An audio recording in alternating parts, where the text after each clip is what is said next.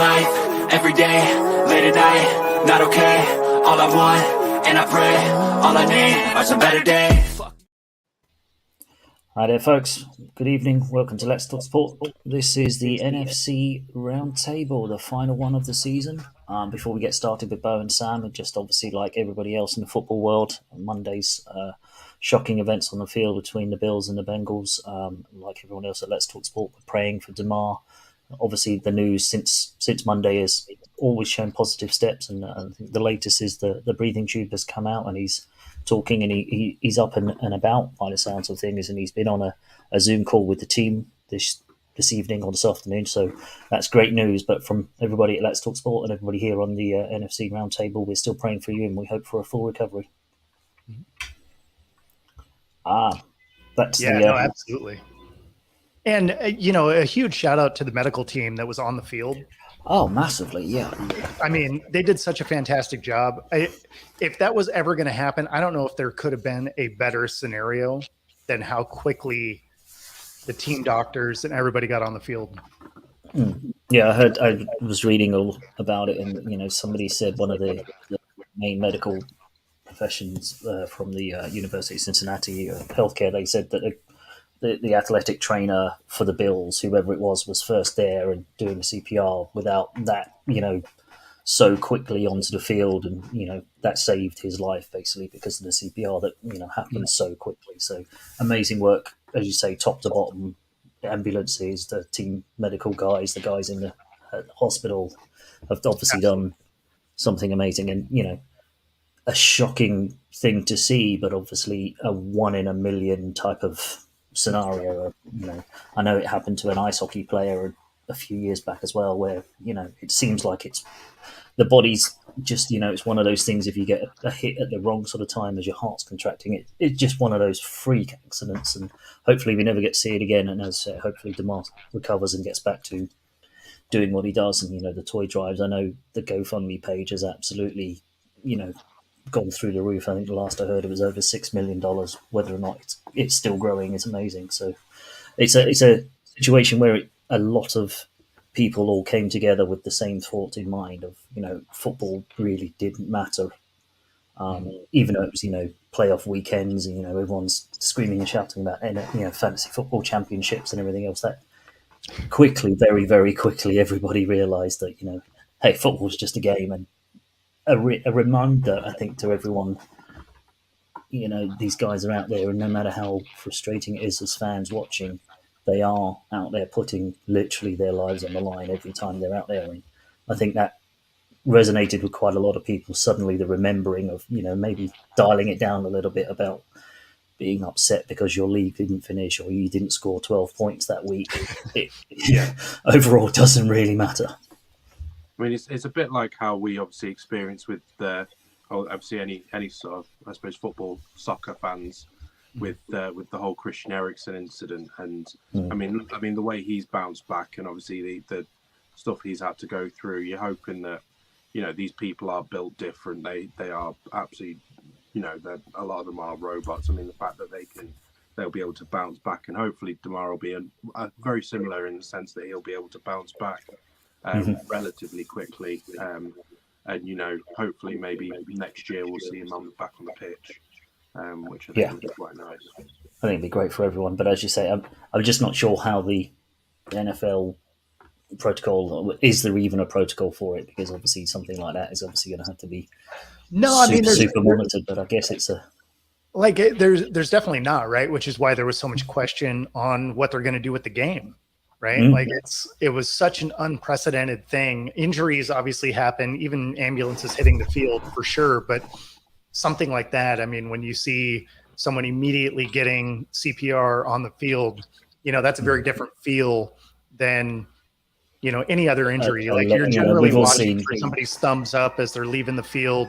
And even though they're, hurt in whatever capacity, you're looking for that. And for him to not be moving in any way, obviously that made a very different impact all around. Yeah, I think because it was so early in the game as well, wasn't it? And you saw from the other players' reactions, the Bills guys all, getting in a prayer circle and all that. You could just tell there was something more than a bad break or a pull or a knee going or some of the other horrific injuries we've seen this year. You could tell that this one was different, and it's not something you would hope there was a precedent for because it means it's a regular occurrence. So it's one of those where it's the scenario. sort of thing that needs to now be considered going forward because it's happened, and it's one of those things where me being from my sort of work background, it's the sort of thing where really you should have had that in place, but it's also a case of this probably has never ever happened before. Yeah. So the likelihood that you would have those protocols in place is probably very, very slim. So I think, now that they know what obviously the situation that's happened, they've dealt with it the way they have. Next season, they need to make sure, to be honest, from this point forward, they need to be making sure that, defibrillators are available on every pitch and all that sort of stuff. Yeah, well, there is, because there's an ambulance on staff, at every game. So, the medical equipment's there for sure. As far as planning for it, like I don't know how you could logistically really do that, because they have, the complement of games each week. So it'd be really hard to make up a game or schedule accordingly, right? Because you'd almost have to have a week in between each game. There's just no way that you could effectively do that. So, the way that they've handled it, I think, is as good as it could really be. And of course, the way that they've laid out the way the postseason is going to go, obviously it doesn't make everybody happy, but there's no way you could move the entire postseason from a financial standpoint. It just doesn't even make sense. So I think the route they took is really as good as they could have done, especially based on the fact they had 5 days to figure it out. Yeah, and I think that's true. I think they were lucky in the sense that this didn't have as massive an impact on the playoffs in terms of people in and out. I think that obviously it could have been a lot more complicated. I'm not saying that it's more of a case of that they, because of the two teams that were involved, and there was no really sort of real ramifications in the playoffs. You're absolutely right. It's been easier, I think, to deal with than say if it had been someone who was on the precipice of the playoffs. Right. And prime example would be this week's games for you, Bo, right? If something like this happened in your game, where if you win, it has the connotations of you're in, depending on obviously the Packers, and we'll get into all of that ins and outs. But yeah, if it's a game where the win-lose scenario is, well, if you win, you're in. If you're out, if you lose, you're out, type thing. That it definitely. It's definitely a huge difference between, a potential 1 or 2 seed versus you're watching on TV or you're getting in. So, yeah, obviously that lended itself well to being those teams, but I don't know that there would have been an easy answer. Like in that scenario, if you're going off of win percentage, then, you could have ended up with a coin flip to get into the playoffs, which would have been crazy in its own way. And as you say, they've done as much as they can to mollify everybody that they could. As you said, a path that they've chosen is the best that they could have hoped for in the circumstances. With 5 days to go, you can't push it back a week. You can't delay the whole league. It's a machine that would wouldn't take a 2 week sort of let's just have a think moment, would it? It just rolls. At the end of the day, it's one of those things where people aren't going to be happy with the outcome. But be realistic. Why did it happen? Because someone nearly died. That's what's more important. And the fact that they are alive, they are up and they're talking. Yeah, it's for you as your franchise in terms of everything that's going on. It's crap. But in the grand scheme of things, is it really going to? Yeah, it doesn't really weigh up, does it? And that's the bit that I think majority of fans have kept that sense of realism or that perspective. I know some Bengals fans are kind of like, hey, we've been shafted here because we might end up playing away in Baltimore. It's like, yeah, but come on, even that minority, it's almost like a minority sort of outspoken one. And I suppose we can't really talk about this without mentioning Skip Bayless and the fact that he was lambasted, absolutely crucified for, in effect, rereading his tweet. I don't think it was too bad what he was saying. It was kind of instantaneous, and I think the issue was he was saying it in the moment without any sort of full understanding of the ramifications and how serious it actually was. And even his tweet was like, "This could have ramifications to the playoffs," which seems irrelevant right now. So even from my reading that, it was like he was talking head. He was making a point that yes, it was an important game and it has playoff ramifications. But that seems unimportant right now. I think more the emotional side from everyone else has really sort of maybe exploded. Had it been just a case of a player went down, he was down for ages, there wasn't the case that he basically had died and come back to life essentially. Had that not been the case, and a lot of emotions around people's own personal views and things like that, it may not have been seen as negative as it maybe came across. But at the same time, with anything to do with social media, you've got to read the situation before you post, and that's he'll learn from it. He'll realize that he'll stand by his position, but he'll realize maybe it wasn't the best time to be tweeting that sort of thing. Yeah, I mean, you're exactly right. Like if it was a normal injury where somebody was carted off, but it's the thumbs up, they're okay. He's been down for 10 minutes. So they've got the oxygen bag on his leg and stuff. It's a broken leg. It's bad, but you can kind of expect it. I think. And your team is going to move on from there, right? Like that ultimately the game's going to resume. Everything's going to be okay.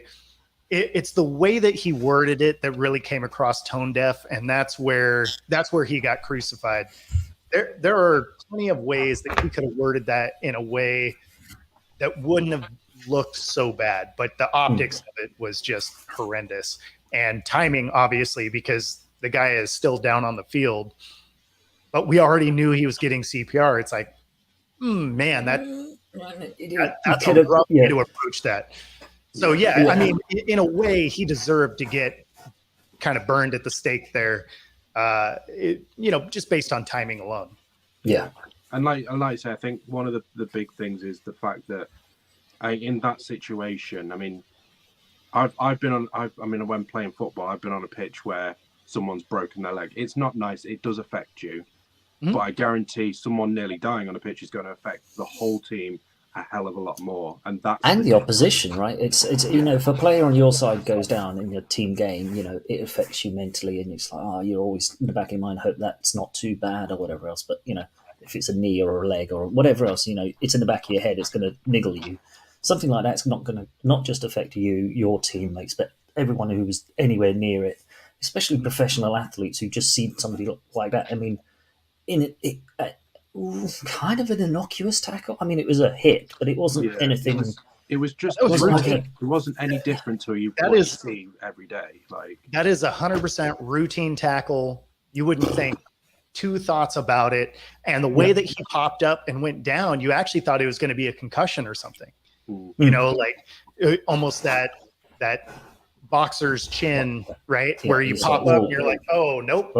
Yep. Like that's initially what I thought was he probably has a concussion or something. Might have, because of the way he came in and wrapped him up, maybe he caught the helmet under the chin and or got a knee somewhere or whatever, right? But I obviously didn't foresee the way it went down. But it's I think oh, go ahead. I was going to say there's one thing that's probably worth mentioning in terms of the whole thing, and it's just to sort of is how T. Higgins has been treated by some people. That is crazy. Like, you just think in the grand scheme of it, it was an innocuous challenge. He didn't mean to hurt him. He didn't mean to essentially for what to happen. It was a freak accident.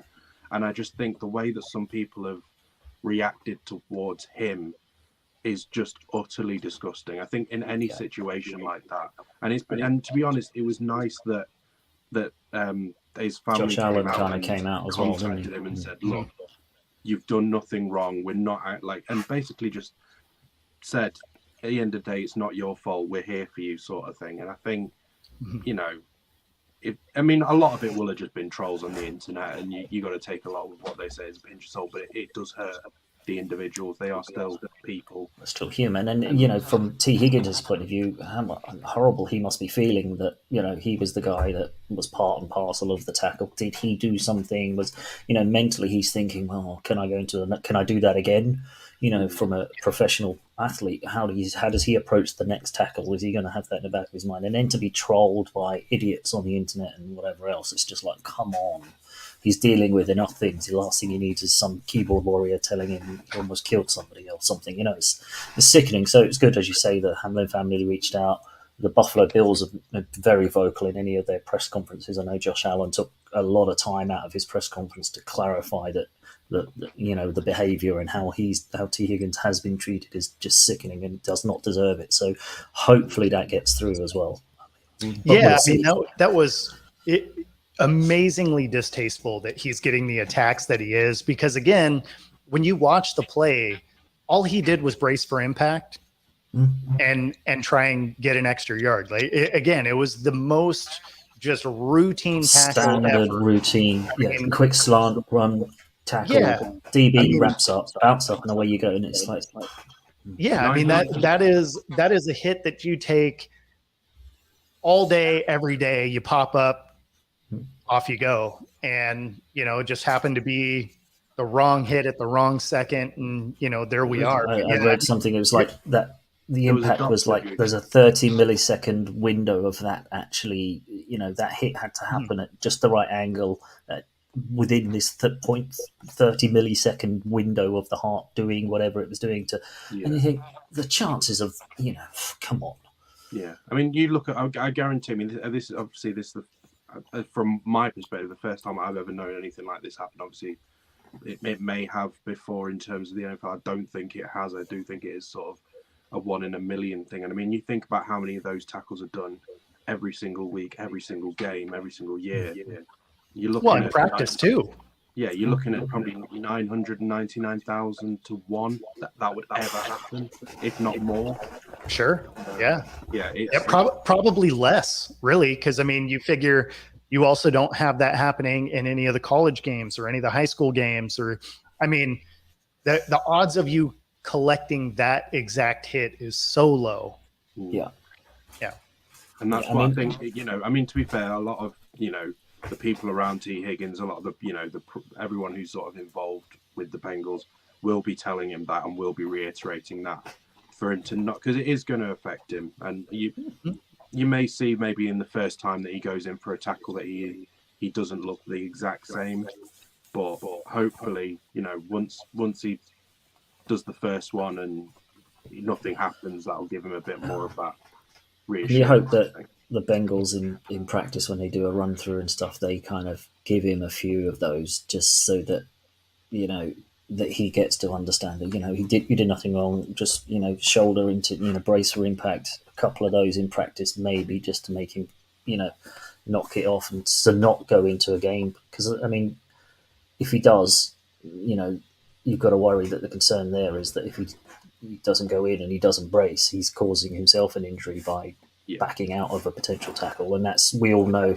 as if we've ever played any sports, if you kind of go half into something, the more likely is you're the one who's going to come off worse. So yeah, it's a horrible situation, and we hope that it sounds like NFLPA are all over it in terms of providing support and mental guidance and all the support and everything else that every player needs. And fingers crossed, it's one of those, and it is like the NFL, get them back on the field, get them back doing what they've done all of their lives, and that's some form of normality will resume for them. But obviously for the Hamlin family, not just yet, but everything sounds positive so far. And I did like the fact that he got up and the first thing he said was, "Did we win the game?" Did we win the game? And the only response was, "Yes, you won. You won. You beat life. You won the game of life," or whatever it was that the doctor said. That is any true athlete ever, though.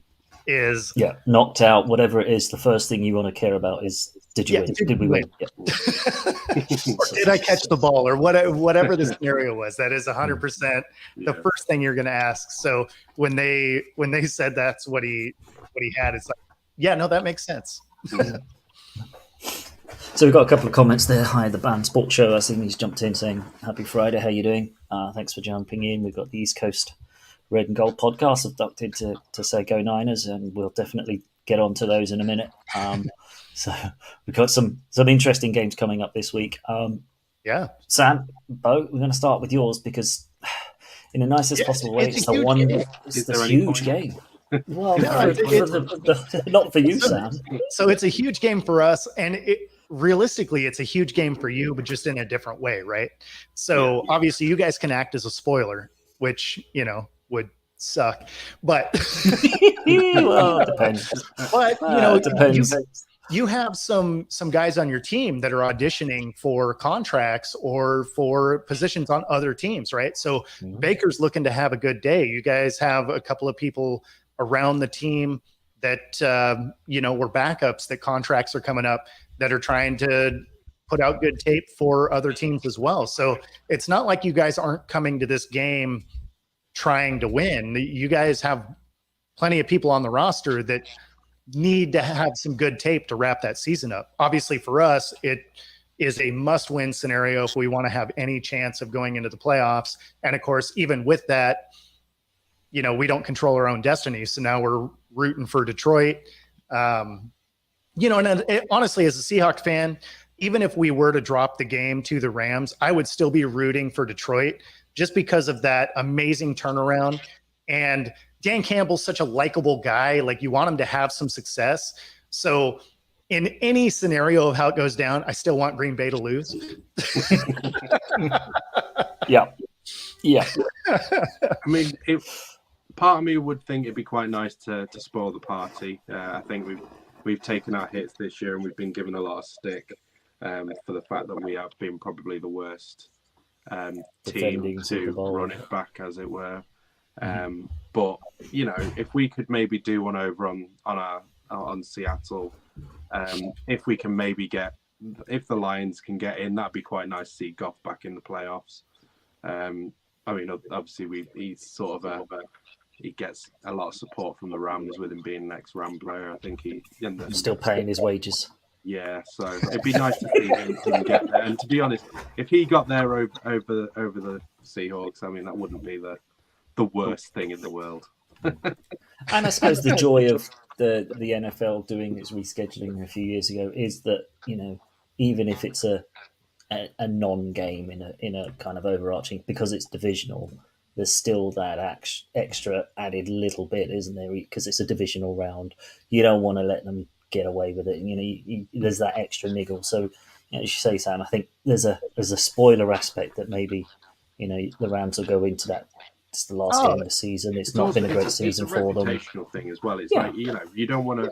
We've already lost twice to the Niners this year, which we do every year, to be fair. But we've lost twice to the Niners this year. We usually do 1-on-1 with Seattle, and then we normally steamrail the Cardinals. So it's actually why Jason didn't show up today. Jason, like the rest of the Cardinals, has mailed it in for the rest of the. Yeah. Kidding, JT, kidding. Just so we can sort of maintain that status quo. I think we need to get that win. If we get it, then great. If we don't, then it sums up our season, which it is what it is. And like you say, people are playing for disaster. Yeah, people are playing for contracts. People are playing for their in careers. The shop window and stuff. Yeah, it gives us a nice idea as to where we are if these players go down again. Do we need to replace them as backups, or do we need to, do we rely on them? Can you look to them? Yeah. Yeah. So it's going to be it's a good game, but if we lose, it's a throwaway game. If we win, great. Yeah, Bo, from your side of things, I suppose it's a weird one because even if you roll them and you kind of win and you're in, your destiny's kind of out of your hands, isn't it? So it's how do the Hawks approach it Well, I mean, at the end of the day, it's that cliche. You need to go 1-0, right? I mean, you control what you can control, and so ultimately you need to go in and win the game, and what happens from there is what it is, right? I mean, if you can go in, get the win, you still finish with a winning record on the season, which is a huge win when you consider most media places had them as a 2 or 3 win team. Yeah. So for them to go 9-8 is awesome. Obviously, if you can sneak in, that's really cool. They've had a couple of things that are trending the right direction over the last couple of weeks. Kenneth Walker's not listed on the injuries. It's not listed on injuries for this week. So yeah. Well, I haven't seen the official injury report yet, but I know Walker's in. But he's had 200-yard rushing games in a row. So I mean, it's trending the right direction for if you were going to go into the playoffs. I think the Hawks could potentially steal a wild card win. Beyond that's kind of it. Especially who you play in the first round. It's really hard to get 3 times. Yeah.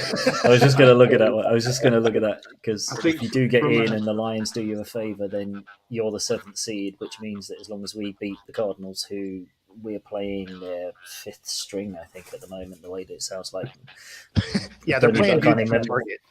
Yeah, they've just pulled some guy. I think Jason. That's why Jason's he's suited up and he's got his kit on. On Sunday.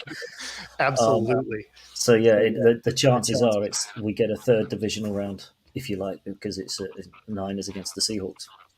Yeah, well, and I mean, when you look over the course of just the NFL in general, there's been plenty of times that division rivals have played each other, in the wild card or divisional round or whatever, that, they play each other twice a year. It is really hard to beat a team 3 times in a single year because you see each other all the time, right?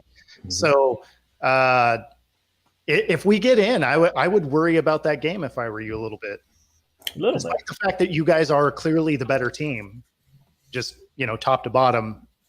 But man, that'd be a tough match. As you say, the second matchup was much tougher than the first one. I think we swept you pretty convincingly week 3, whatever it was. That game was rough.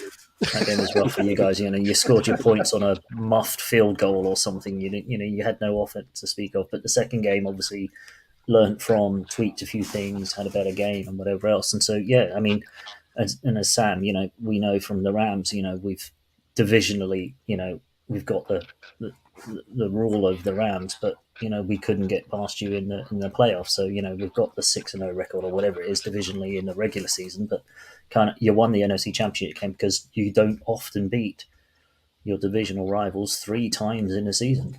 It's a risk that if you do get in, then yeah, I mean that's of course as long as we get the 2 seed, and we should, because as I say, the Cardinals team that sounds like they're getting put out isn't going to be. I mean, it's J.J. Watt's last game, so the defense might be up for a little bit, but what are the defense going to be able to do against our offense compared to what our offense is going to do against, because I don't even know. I mean, maybe they'll start Connor, but I mean, everybody else in that Cardinals team seems to be. Elijah Mitchell's back, isn't he? He's going to play. Mitchell's going to be back. Debo's going to be back. He's going to. Shanahan's already said McCaffrey's going to get a few. McCaffrey probably won't play a lot, will he? He'll probably play a few snaps in the first or second half, and first quarter, first half of the second quarter. Probably see where we are. It really depends on what Arizona's defense does, though, because if they're playing you tough, this game matters for you seeding wise. And and that's the worst thing that could have happened to us last week was the way that the games kind of rolled, and now suddenly we have the 1 seed on the line, which means we can't use week 18 as an extra bye week in the nicest possible sense, because normally this would be a bye week, whatever game we'd play Josh Johnson at QB, and we'd be running out the 3rd and 4th strings because we need everybody fit. But because suddenly now that 1 seed is on, could be there, and you have to go for it because. Although the Giants it's like for the Bears fans finding solace in anything, really. Yeah, right. If the Packers win, this is the thing. This is another thing. Is if the Packers win, the last time that I remember this stat rightly, the last time that Rodgers threw 11 interceptions in a season. Yeah, they won a Super Bowl. They went, and they went on the road to do it as well. They weren't Lambeau. Yeah, they also went in very similar situation as they are now. So apparently them being dominant is not how they win Super Bowls. Which makes sense because the Giants don't do it either, right? I think the Giants can only win if it's a wild card. Yeah, and that's one of the things about the seeding I was just about to say is it sounds like, the Giants are sixth seed no matter what. They win, lose, draw, whatever that game, they're going to be sixth seed. Yeah, that tie really solidified that spot. Yeah, so by the sounds of it, they're using this week as a bye week, which means I know they're sitting Saquon. I don't know who else they're sitting, but I know Saquon is basically not going to play, which basically is their whole offense. It is 1,000% of that offense. Yeah. So then you think, well, then maybe does that take the one seed off of the table, and therefore do we? But then we still need to make sure we win because two seed will be beneficial because it means a home field for the NFC Championship game because the Eagles are going to lose to Dallas and therefore, we'll be the high seed and we still want to be playing it. Yeah, it's all those connotations. We got some wishful thinking going on. Oh, yeah, it's already kind of all planned through. Yeah. Everything's running through Levi Stadium.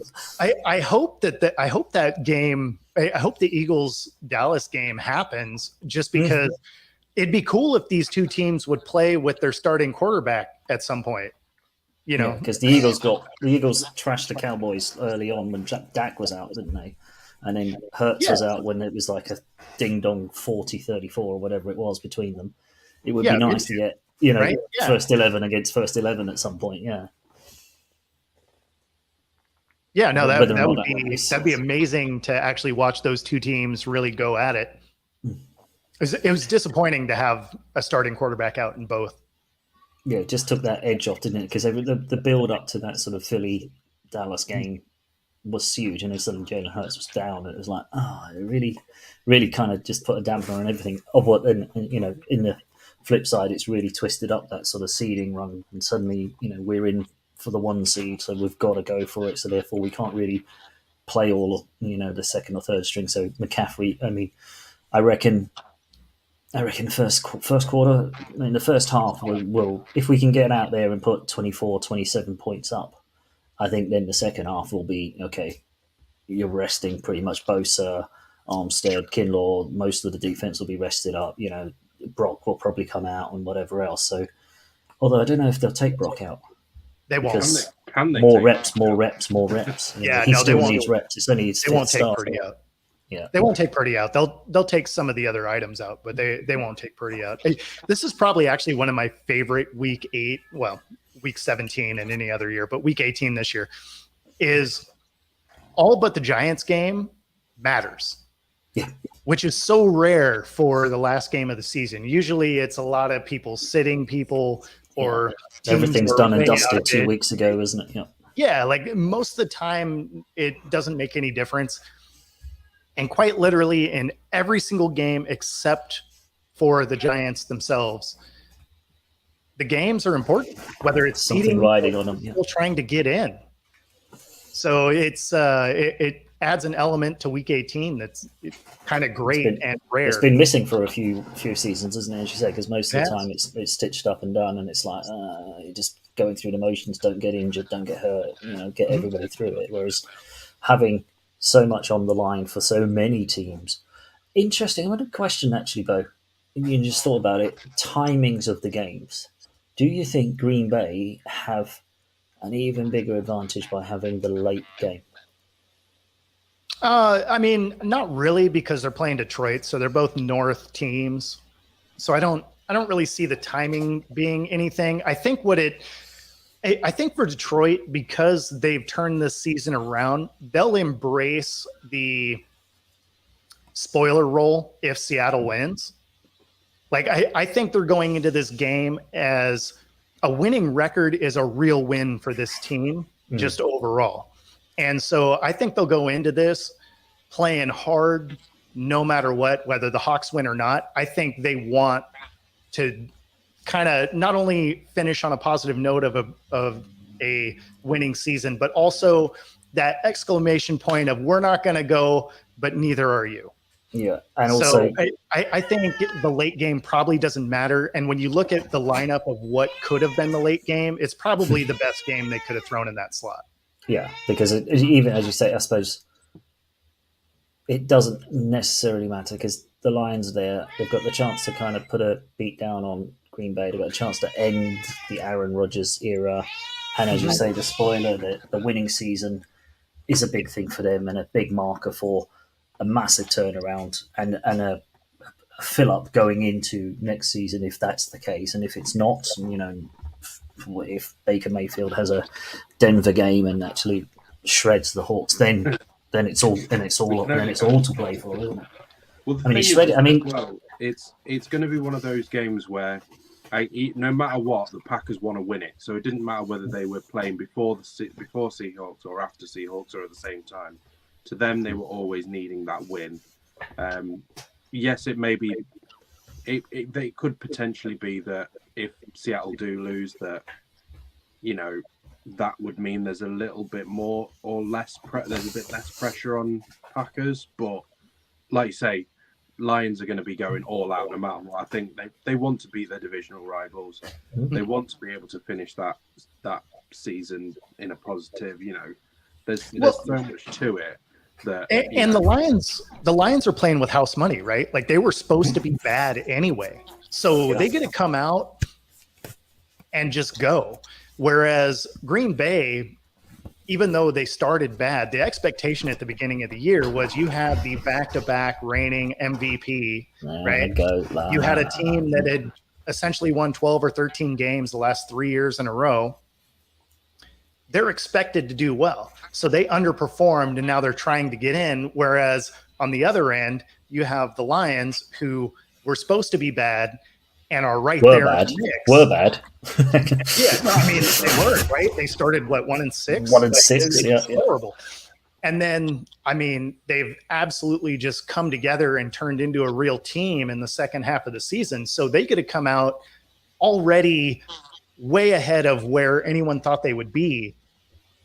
Whereas I think Green Bay at home has some pressure to perform that the Lions don't necessarily have. And because even if the Lions end up losing this game, this season is a win overall because of the way they turned it around. Yeah. So I think the Lions can absolutely steal this win on the road just because they're going to have less pressure on them just based on expectation alone. Yeah, and maybe the Lambeau Field, home field, isn't such an advantage when the pressure's on and, they're all like the expectation, as you say, is that, no matter what happens in the Hawks game, but if the Packers have to win, they have to win. Whereas the Eagles, as you say, the Lions are out there going, it's a win-win. This season's been great. It's been a roller coaster. It's been a ride. We don't expect it to be here. We never expected to be in the fight for a playoff. Let's just go out and do it. Yeah. And I do think maybe that I think the comment earlier said that the later game does actually give Lions a bit more advantage. I do sort of agree with it because obviously if the Seahawks lose, then it doesn't matter what happens. If the Seahawks win, the Lions now have a chance to get rid of Packers out or to pull the Packers out of it. So yeah, I mean, the Seahawks lose and Detroit win. Detroit go in. Yeah, I mean, no matter how it breaks down, they can stop the Packers from going. So that'll be their ultimate goal. Obviously, if the Hawks lose, then they're playing for a playoff spot, which would be huge, obviously. But even if the Hawks win, I think they want to dispatch the Packers just because of 20 years of bad blood. Yeah, you don't want your division rival getting in at your cost of your own place, do you? Even if you've got a chance to stop them having a playoff run, being in the playoff. Exactly where the Rams are. Yeah, it's exactly where the Rams are. Right? They're not going. That's been true for a few weeks. But if they can absolutely stop someone else from going, you're going to try that. Obviously, you want to win a game no matter what. But if you can dash somebody's playoffs hope, of course you're going to do that. We've already done you a favor by beating the Broncos, so I mean, everybody beat the Broncos. I don't. Most people. Everybody but us. Yeah. That's right. I forgot about that. Yeah, so I've tried hard to forget about it. Most Niners fans have tried hard to forget about it. Oh man! But it's interesting because then if we win on Sunday, then we've finally done the 6-0 sweep, and it's been the first time that the Niners would have swept the division since. I think it's 94, some way back since a long time since we've done it. I think the Rams did it 2018. More recently, I think the Rams did the sweep, but it's not something that happens. It's not. You don't often hear of a team sweeping the division completely. So there's that added aspect. It's a toughie to do. So I think the Rams did it maybe a few years back when you were on the sweep. But it'll be that added little bonus. And you say players in that game are going to be playing for little bits of records and regular season. I know Bosa's pushing for the regular season sack count and stuff like that. So you got to hope that they give them enough time to maybe get some of those, and then bench some of the starters. Maybe give Bosa a half, see if he can get the sacks in, and then get him out of there. Yeah, I mean, a lot of players that are playing for their own bonuses and stuff like that as well. Aren't they? That's the thing, right? Is there's usually bonuses tied to those. So a lot of times coaches will allow you to try and get in there for that, just because of the sheer dollar value that's usually tied to those incentive bonuses. So I would imagine, like in Bosa's case, they'll give him some latitude as far as time, but. I don't know. I don't think that game's going to be the blowout that you think it'll be. No, I don't think it is. I think the Cardinals defense is going to come to play for Watt's last game. Yeah, I got like a 2010 game or something there. It's not going to be a blowout. I think we're 14-point favorites, but I can't see it because. Oh, you definitely don't cover on that. No, I can see Bosa getting the sacks because that line is just absolutely dreadful. But and the guy from Target playing under center, whoever it is. So I mean, they got an upgrade. They'll step up defensively, but their offensive line is absolutely woeful. So maybe put Bosa on that first quarter, let him get a few sacks, and then pull him off for the rest of the game. He's probably going to be what. Do you know who gets the start for the Cardinals? Is Colt McCoy going to be in there? No. It's Jason. He is on IR. It's Trey McSorley's also out. Yeah, so he's the backup, I think. He's the backup to the backup's backup. Cool. Yeah. I think they're going deep into their. I couldn't remember if McCoy was going to make it back for the last game or not. No. David Blau. I mean, so I think he won a game. So he has won a couple games. Yeah. He has won a couple games. That would be hilarious. It would be so. I mean, it happened with the Cardinals game last time. We were on a roll and we rolled in. And Colt McCoy came in and won 9-6 on a horrendous game or something like that. So we've got history with the Cardinals, but David Blau will start. I think D-Hop's out as well. So he's out. He's officially out. Ooh. So okay. You know what? You guys might cover. Never mind. You guys might cover the 14 now. It's just like a fourth string QB, no wide receiver one. Yeah, a wet paper bag for. He's going to be wet as well. It's James Conner. That's it. Yeah, that's it. It's James Conner. Maybe Marcus Good. Maybe Marcus Brown. If he that's get out of hand in a hurry. Actually. But he's apparently the weather's the tight end. He looked a pretty decent little. He had flashes in Mexico game. So. But I think the weather also is going to play a part. I think it's supposed to be another miserable wet day in San Francisco, so it'll be hand the ball to Connor, and we know that's going to be coming. So it's kind of just stack the box and then go see if this guy can actually beat us in the air, which is unlikely when he doesn't have D-Hop there. So, well, I mean, even if it was going to be a nice game, you're going to stack the box and make him beat you in the air because the odds of Blau making a mistake is super high. So I mean, maybe that 4-point spread. Maybe it should be, but it could well be. As I say, we get 2 or 3 scores up. 24 in the first half. If we can score that, 4 TDs, and then I think we're done and dusted. We bench everybody, and then say, do your worst to the second or third string in the second half. We don't care. It's garbage time now, and fingers crossed Vikings continue their implosion so that we at least a second seed. And I can't see the Eagles losing to a second or third string Giants team because I think that's what the Giants will put out. So see. There's absolutely no way the Eagles lose that game. I mean, the Giants are essentially sitting half their team. Yeah. So, and I think Hurts is back this one. I think if Hurts is available, he's going to play to get some. Playing. Is he not? He's not going to play. No, he's fit. He's in training, but he's not going to play. They've said Whether they tried to maybe put him in for a few reps or whatever. But yeah, I was figuring they'd throw him in for a series or something just to knock some rust off. Yeah. Yeah, that's what I would have expected. If he is fit, I'd expected maybe 2 or 3 series from just to get back into the swing of it, get under center, remembering the call, that sort of stuff, and then go right. Yeah, you're fine. You're back. Let's go. You'll probably see the likes of maybe Miles Sanders will probably not play too much. I mean, Gainwell's done well when he stepped up. Boston Scott's there, so you'll probably see.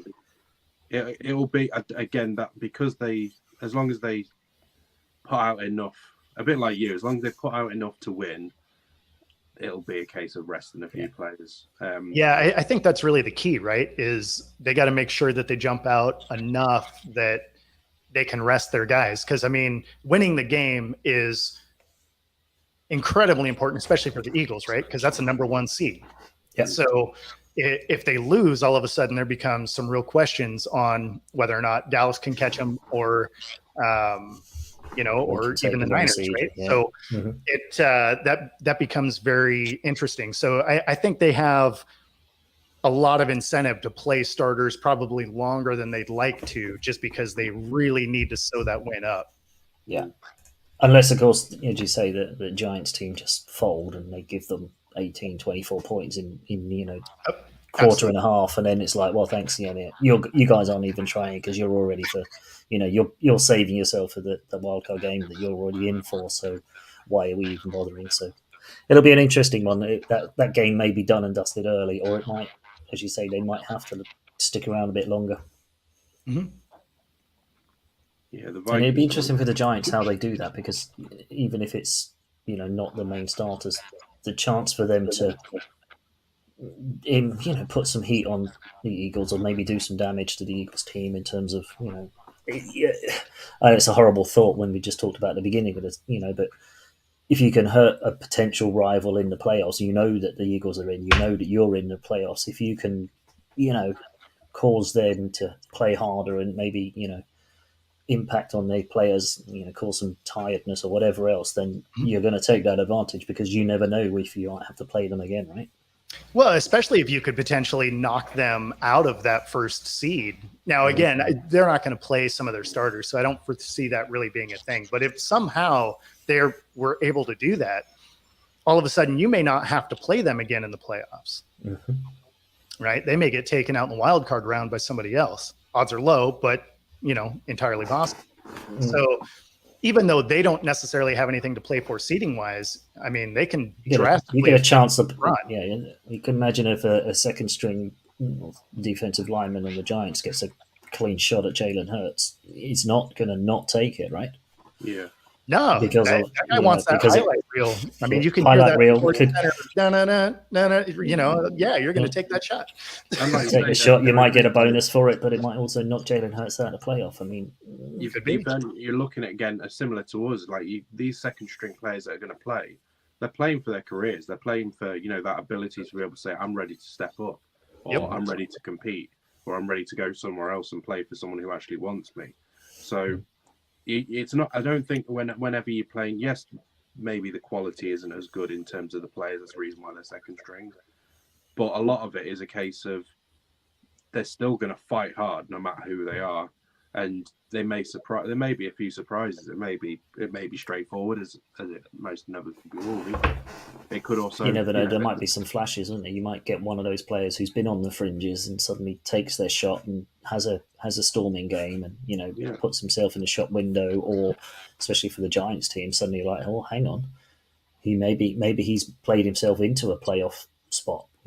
He can now start the playoff game next week because he came in at linebacker and lit the show up and whatever else. And if they can cause enough trouble, then they may have to play their first string players for a bit longer, which then obviously if they get the first seed, then it doesn't really matter. They get a week off. But maybe if it's someone, maybe for like the Vikings, maybe if like their only way of, I suppose, the impact being there is that make them a bit tighter, and that's the Bears way of just putting one on the Vikings.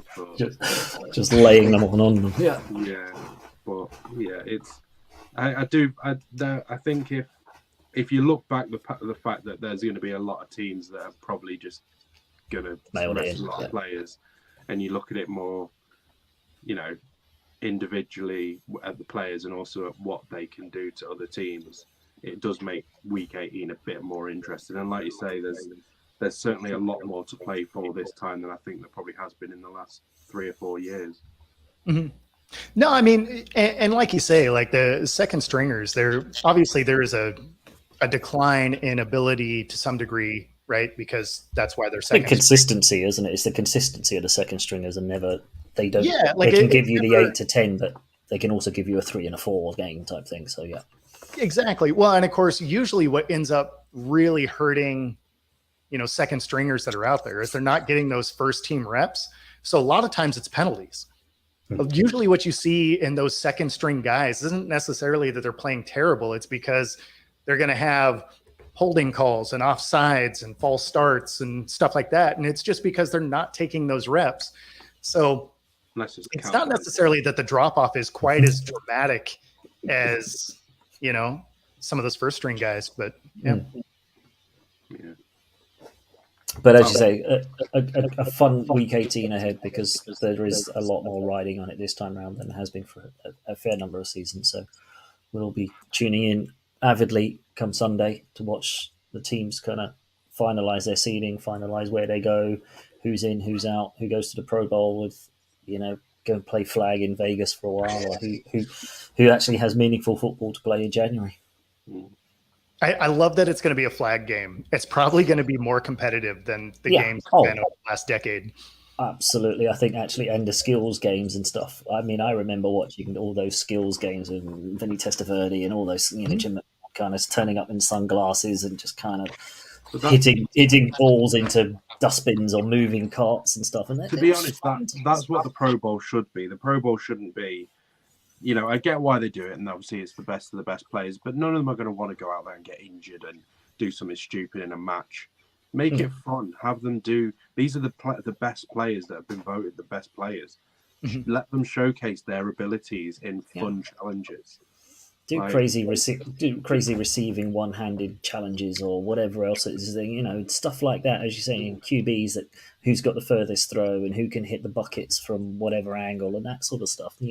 As you say, make it fun. Give it like fun 3-on-3s and stuff like that. Just something to be a bit more interesting than just, we're going to have the best of the AC versus the best of the NFC, and they're not going to tackle. They're not going to stop anything. Then it's almost flag football, but with pads on, and it was never it was tackling or anything. It was worse because it was 2-hand touch. Yeah. Right. I mean, flag is at least going to be guys trying to juke each other and stuff. Whereas the way the Pro Bowl had been is literally they would just touch them and that was it. It was like you couldn't even put a move on them or anything. Yeah. So I think it's actually going to be way more competitive and fun to watch than it's been, for sure. And especially, as you say, you're going to have professional athletes out there, even if it's a Pro Bowl and it's a game or whatever else. Once it starts, that competitive edge will start to eke through, especially, as you say, because it's flag and you can put some moves and you can some jukes and whatever else. So, and it's not just that simple touch, you're out type thing. I can foresee some of those skill players kind of starting to get a little bit more. They just can't help that competitive edge coming through. So it might actually be worth watching for the first time in 20 years or whatever. Yeah. So where we stand now, obviously it's the end of the regular season, end of the NFC Round Table. Bo, who knows? Maybe we need to do another NFC playoff review, because it might be an NFC West playoff. I'm happy to kind of call this, and we can either wrap it up now and set us up for next season, or would you want to do an NFC sort of playoff picture next week? Oh, of course. Yeah. I mean, I would do it through the playoffs anyway. I mean, I'm going to watch all the games regardless. Yeah, I mean, it's not like we're not going to watch them, even if it's playoffs, right? You're going to watch every playoff game you can. So happy to kind of call it. If the Niners lose, we'll be able to laugh at you. So. Not going to happen. Not going to happen until February the 13th. You won't be able to laugh at me until then. I mean, I will be a little sad if you get to hang a banner on us. That would be a bummer. But but yeah, no, I'm definitely down to continue to talk through the playoffs because absolutely. I mean, again, it's playoff football. Like that's always exciting, whether your team's in it or not. It's some of the best football of the year. Not generally wild card weekend, but the rest of the weekends are generally the best football all year. Mm-hmm. Cool. Wild card weekend, Wild card weekend can always be a bit. Yeah, you've got to get rid of the wheat and the chaff, haven't you? You've got to get rid of the NFC South because that's got to be a one and done team. Surely, whoever gets through from there, because. Are they getting through on a losing record again? Is that another? So they very well might because Tampa has the Falcons, right? And I think the Falcons might actually sneak that game out because it's not like the Bucs have been playing well. No. So I think the Falcons could steal a win there, and then they finish at 8-9. That'd be awful, wouldn't it? It was like what was it like? Was it Washington a couple of seasons ago? Yeah, I mean, it's only happened twice. Seattle did it the first time. What were we? 7-9, I think. When we won it, 16. It wasn't a 16-game season, then, was it? For 10 years. Yeah. No, it sure was. Yeah, it was. It was bad. Our whole division was just trash. Like it was rough. So it was like the NFC South then. Well, half of it was, wasn't it? Yeah, we were the first team to win a division with a losing record, and I believe that was the first season with Pete Carroll. So we got that going for us. Yeah, holding record. Yeah, being the first. Wow, it's a record you really don't want to be bringing out and polishing too much, is it? So some other teams could jump in there. That'd be cool. I don't know. Being the worst defending Super Bowl champs is probably going to be up there as one of the worst things you can. It's going to take. It's going to take some beating. That one is rough. Yeah, that one is rough. That I've never seen. Like I've seen drop off for sure, right? Like that happens a lot, but not to that degree of drop off was impressive. Yeah, we'll blame. It's all O-line injuries to start with. We can blame that. That's the little. It's all Whitworth's fault for going. Yeah, it's all Whitworth's fault for retiring, right? If he had stuck around. I mean, to be fair, that your O-line struggles have been amazing. At this point, have you had the same starting five at any given week now? Yes, the last 2 weeks. The last two? Oh, okay. Nice. You're on the upswing. Just when you need it. We went 15 and 15. That was the big thing. It was 15 and 15. That's crazy. Mm-hmm. That is so bad. And the thing is, we've even waived one of those O-liners as well. Bobby Evans got waived because he was utterly dreadful.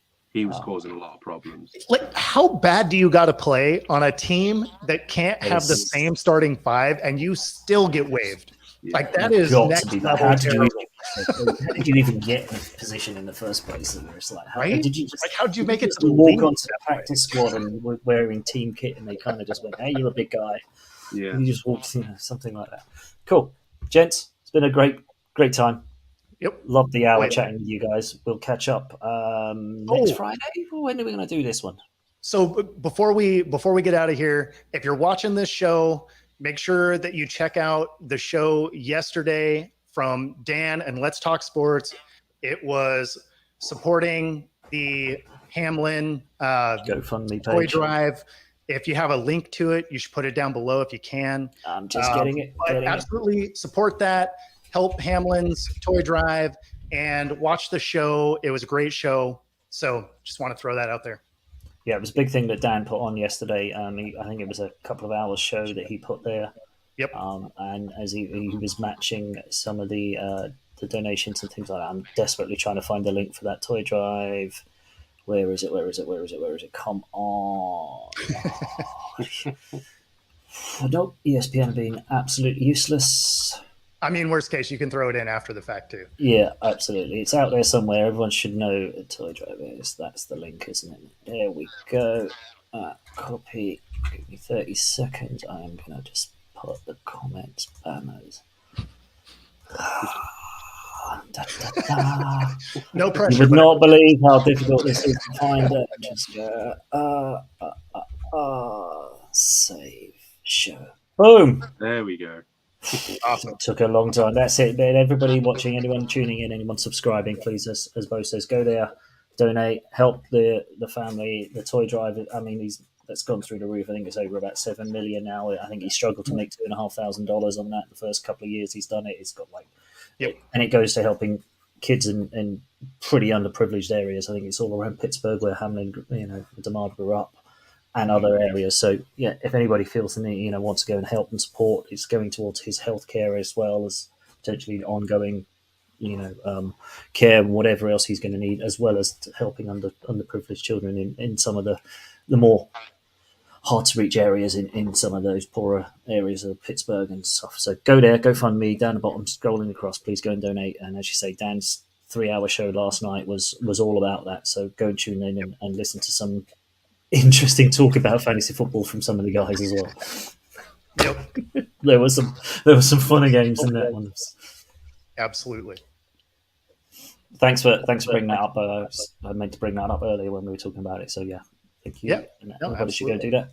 And so there we go, folks. That's been the NFC Round Table for 2022. And as also, we'll be back for the NFC Playoff Round Table next week. Still hitting them corners and them lolos. It's the call of the Cardinals. The call. There's only one team, and they're the Seahawks.